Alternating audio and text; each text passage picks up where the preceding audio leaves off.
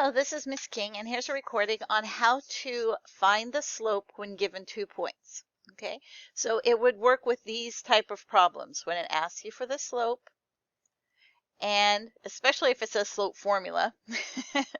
But even if it gives you 2 points, here's another keyword, 2 points. This is a clue to use the slope formula, and then you take these points and you can plug them into the graphic organizer to help that you walk through each step. Okay, so here's how to use the graphic organizer with these 2 points. This is the question I might be given. What is the slope of the line that passes through the points? -4, -5, and 1, 4. So my special math vocabulary, what clues it gives me that tells me I need to use a slope formula, it has the word slope. Okay. And it also has points. It gives me 2 points, more than one. Okay. And the values, of course, are the ordered pair in this case. When you when you collect the data, when you write down the 2 points, it's a good idea at the very beginning to assign this is point 1 and this is point 2. It doesn't matter which point you say is point 1 and which one you say is point 2. Does not matter. The slope will be the same. It's just in order to calculate the slope using the slope formula, in order to do that accurately, you need to make sure that you assign the name point 1 and point 2 at the very beginning and then keep it consistent throughout the problem. Okay, so for this problem, I'm going to do this and this, but it could be backwards. It doesn't matter. Just keep it the same. Okay, so then the next thing we think, okay, I have 2 points. I need to find the slope. I need the slope formula. You should always write the slope formula down every single time you use it, just because it helps you remember it. What it means, M is a symbol for slope, is the variable used for slope. And this right here is the change in the y value, the rise. How much it changes going up and down. And it's the ratio of rise to run, how much it goes left or right, how much it changes left or right. Okay, for this step right here, we're going to list the values. We always list the values first before we substitute them into a formula so we can keep track of them. This formula especially, you can get them mixed up because there's x sub 1, x sub 2, y sub 1, y sub 2. Right, so we want to make sure that we're keeping good track. So we come up here, we look at these values. We have here my first point is -4, -5, and my second point is 1, 4.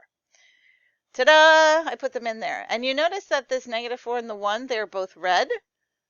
That's because they're both x values. And -5 and 4, they are both blue because they're both y values. They are different colors reds and different color blues because they're different points. So I'm going to go ahead and write this down. Remember, x sub 1 means it's the x value in point 1. Okay. So let's go ahead and put in my x value here, and y sub 1 is going to be a -5. X sub 1, -4, y sub 1, -5. We'll do this for my second point, point 2. X sub 2 is 1, and y sub 2 is 4. Okay.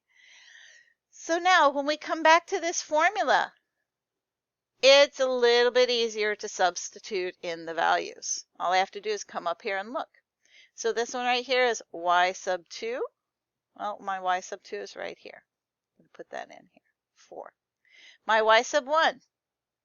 Y sub 1. Oh yeah, it's right there, -5. Okay.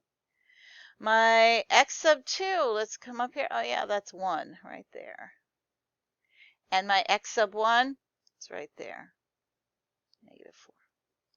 There we go. Substitute it in. And then I'm going to continue on and simplify and transform. Okay. Let's go ahead and simplify the first step. You copy it out. I'm going to add the opposite. Right here. Remember, add the opposite. Subtract the negative means adding the opposite. And it's all over 1, adding the opposite, plus 4. Next step. 4 plus 5 is 9, and 1 plus 4 is 5. Okay. I don't need to transform this problem because m is already by itself on one side. All I needed to do is simplify, and I think I did. I think I am all done. I don't think I can simplify that fraction any more than it already is. When it comes to slope, we simplify the fraction, but we don't, slope is always written as a ratio, always written as a fraction, always. So the slope of this line is 9 over 5. There you go. So to wrap up, this is a graphic organizer that you can use when you are asked to find the slope and they give you 2 points. It helps you solve using the slope formula, and it takes you through step by step and helps you keep track of the values so you don't get them mixed up.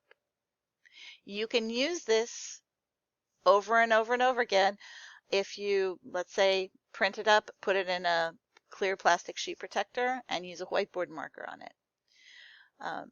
There's other ways you can use it as well. You can just print it up and refer to it. There's that too.